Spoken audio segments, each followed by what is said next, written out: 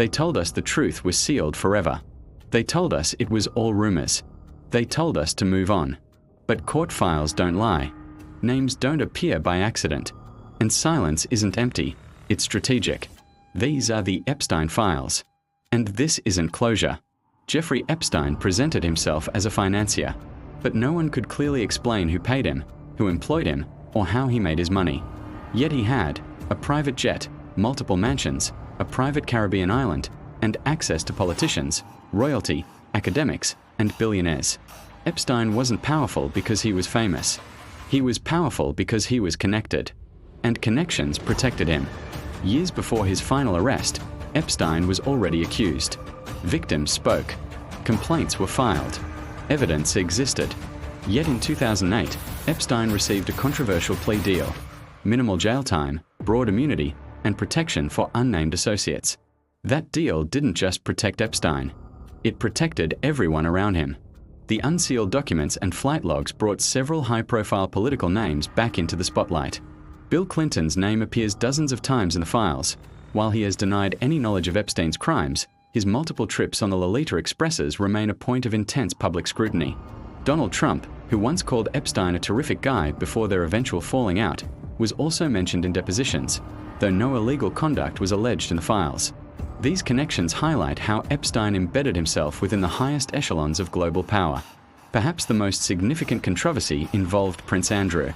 The files and subsequent lawsuits detailed his long-standing friendship with Epstein and Ghislaine Maxwell. Despite his denials, the public pressure and evidence led to him being stripped of his royal duties. The documents also mention former Israeli Prime Minister Ehud Barak and other international figures, raising questions about the true nature of these high-level meetings and the influence Epstein wielded. The files reference multiple categories of people: associates like Ghislaine Maxwell, Epstein's closest associate, later convicted of trafficking-related crimes, and employees, pilots, and estate staff. High-profile contacts mentioned in court documents and testimony include politicians, business leaders, foreign royalty, celebrities, and academics. Mention does not mean guilt, but repeated proximity raises serious questions. Epstein's private island became a symbol. Flight logs show frequent travel, high-profile passengers, and trips with no clear business purpose. Some names appear multiple times. Some deny ever going.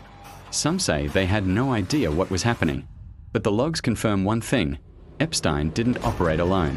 In 2019, Epstein was arrested again. This time, there would be no deal, no immunity, no silence. Then, before trial, Epstein died in federal custody. No testimony, no cross-examination, no public reckoning. The case didn't end. It stopped.